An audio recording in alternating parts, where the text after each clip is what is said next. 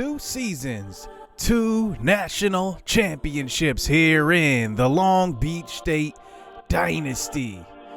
This team has reached a peak that not many teams have reached, but the journey is not over yet. We, for the first time, had a player of the year in this series in Solomon Teixeira, and he brought home the national championship, and he is one of the most decorated players in the country heading into the offseason. He will be declaring for the NBA draft, but he will be replaced by the number 3 overall prospect in Juma Woodruff, who will be renamed, and the number 1 prospect in Logan Wynn. He averaged 27 points per game, 12.6 rebounds. That's a 17-point difference from his sophomore to junior seasons. He averaged 0.3 more blocks. He averaged 2.3 blocks. He averaged more turnovers, but everything else was skyrocketed. He even shot 57% from the field. Jacob Ray will go to the NBA draft after he caught lightning in a bottle and really just took off. 10.6 rebounds after being inserted into the starting lineup. And to be honest, playing next to Solomon Teixeira kind of deflated his stats, but I can't imagine that he won't be at an all-star level in the NBA. He is that good.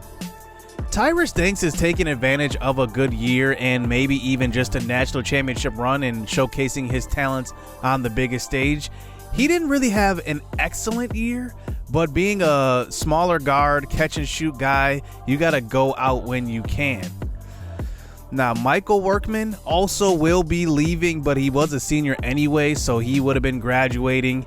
And, you know, he's going to be kind of a late second round prospect. I wonder if a team is going to take a flyer on him. I guess we'll have to see. And then Jonathan Heineke, when he committed to our school, he already said he's going to be one and done. So this one's no surprise here. 6.8 points, 6.1 rebounds. He was actually very, very good in the NCAA tournament and honestly showcased some skills we haven't seen before. But we do have one more graduate in Casper Harris, but Robinson Doubleday will transfer. He transfers to Oregon, and he was actually slated to probably play next year, seeing that we are losing a bunch of guys, but hopefully he does play for Oregon. Now, going into the offseason in recruiting, we do have a lot of replacements to be made right now, and a lot of big men. We have 3 big men leaving, so we're going to have to go after some big ones here. Rodney Rivera is the top, 21 points per game, 13.7 rebounds, 8.7 assists. So he can pass as a big man, and he also averages 4.4 blocks. So that is very good. Now, we wanted to go after Gary Poe. He was ranked number 101 in the offseason here, but he actually did already commit to Lipscomb.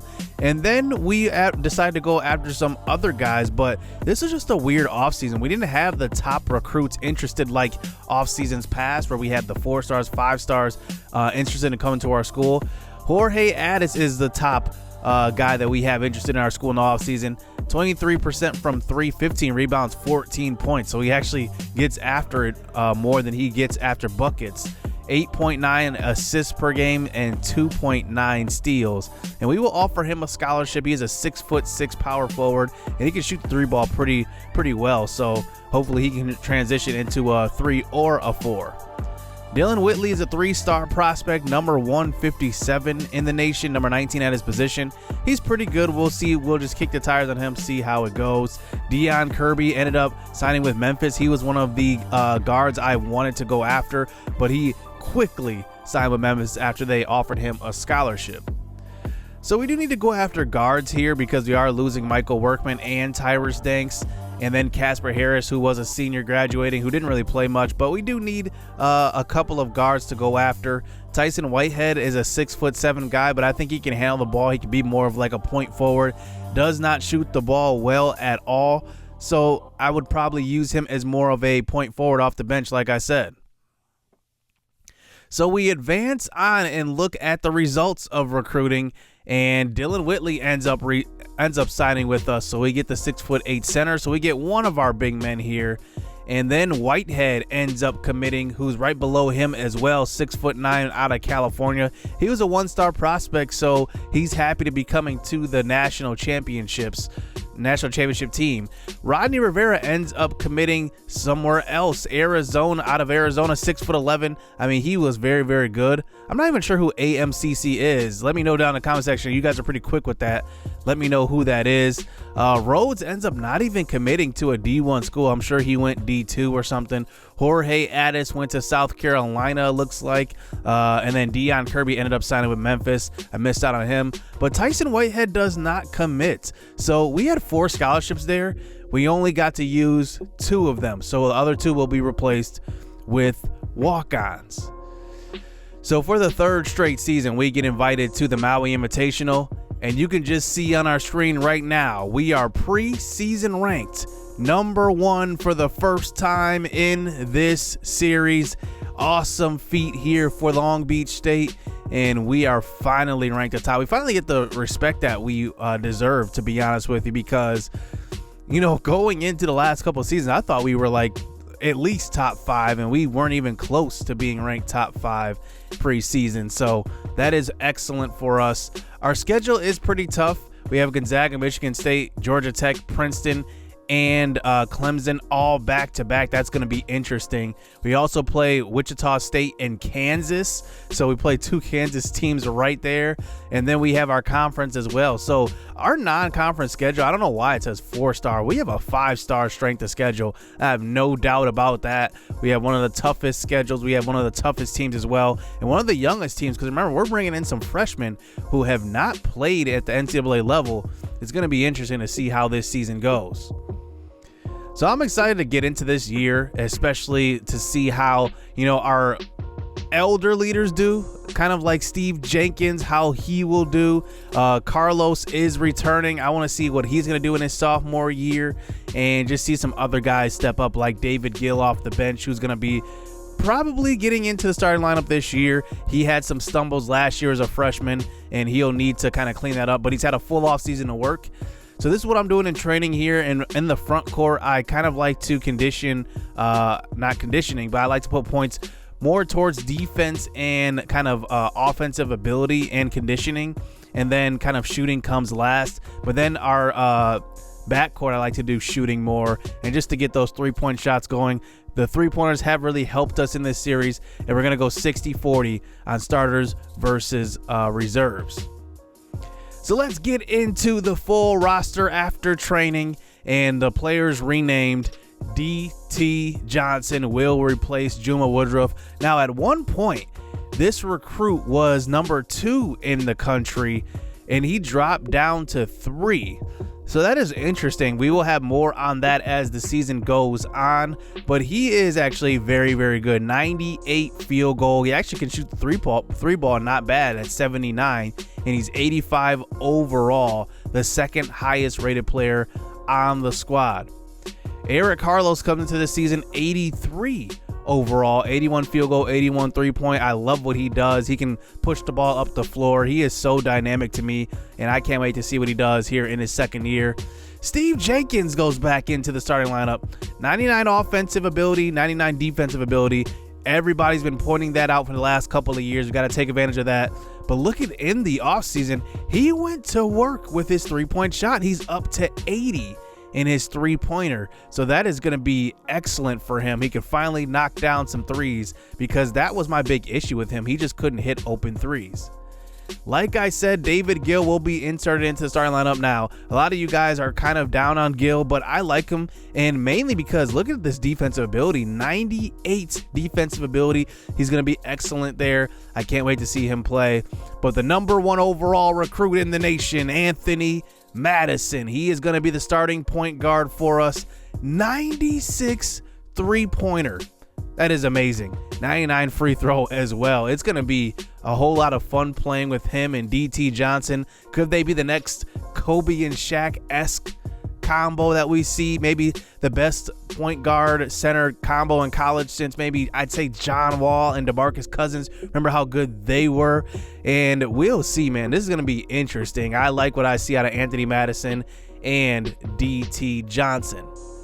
Now, Nick Miles comes into his senior season, 5'8" point guard. He's still going to be that 6th man we need to kind of score off the bench. but I'm excited for this offense. I mean, the offensive explosion this year is going to be different. I think we're going to take a step back defensively, but that's okay. Alex Kirby going into his sophomore year is going to be fighting for playing time as well as Eric Gilcher. I'm not sure what the rotation is going to be like with Gilcher, and Kirby, but all three of these guys will fight for playing time. And right now, I'm going to give Gil the edge because of his 99 defensive ability. 98. Is it 95, 99, or 98? It's 98 defensive ability. I'm going to play him there. He also can shoot the ball a lot better than Gilcher and Kirby can. So we're going to see what happens with these three going forward. A guy to really look out for this year in his third season with us is Ace Jenkins. Now, he's not the best shooter. He's not the best scorer, but he kind of just does everything pretty well. Like, it's not going to be, crazy overwhelming of how good he is off the bench, but he's going to be a good player contributing for us as a forward. Now, the other freshman center who we had committed to our team is Dominique Kirkland, 76 overall. He's a 6'8" freshman. He's actually really good at rebounding the ball. He's going to be really good at those defensive second chances, or those offensive second chances, getting offensive boards, and getting defensive rebounds and pushing it up the floor with his outlet passes. And then our last guy's on the bench. Jalen Burton is a 61 overall center, 6'9", 231 pounds. I don't think he's going to play much this year, but he will be in the rotation, so he's 11th on the depth chart. And then English, Lucas, and Lowe, and Collins round out the roster. The last three were just walk-ons, and actually the last four were just walk-ons, so I'm not even sure that they will play at all here for Long Beach State. So here is the top 25 going into this season. I have never seen in this game where the national champions and the runner-ups were 1 and 2 to start the next year. I'm actually excited that happened because, like I said, that's never happened in NCAA football, NCAA basketball, any of my series that I played. So I'm actually excited to see that. You can just see Princeton's number 18, some other notables here. Cincinnati is 3. Ohio State is 5 to start the season. And then we open the season versus number 7 Clemson. And then Kentucky is actually right behind them. And we also play Georgia Tech, who was number 9. I have no idea how our strength of schedule was only a 4-star schedule when we play all of these top 25 teams.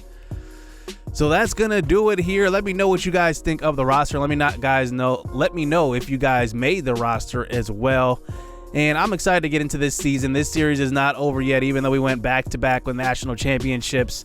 I'm looking forward to seeing what our freshmen can do. Anthony Madison and D.T. Johnson. That's going to be a whole lot of fun. And then Carlos returns. Gil, will he show up this year? And then Steve Jenkins returns to the starting lineup. Hit subscribe. Hit that like button. Season 8 coming next up. Stay tuned. Let's get it. Let's go. It's too easy. I've been there, done it, seen it. Boy, all that like Keenan. Still got crack, they fiendin'. Flow still hot like Phoenix. Shine so bright, I'm gleaming. This off top, I'm tweaking. Fresh out the rat like Neiman. And I'm still trying to fight my demons. Cause we all gotta act like Tina. That's why I gotta ride with the Nina. Outside, it's a war going on.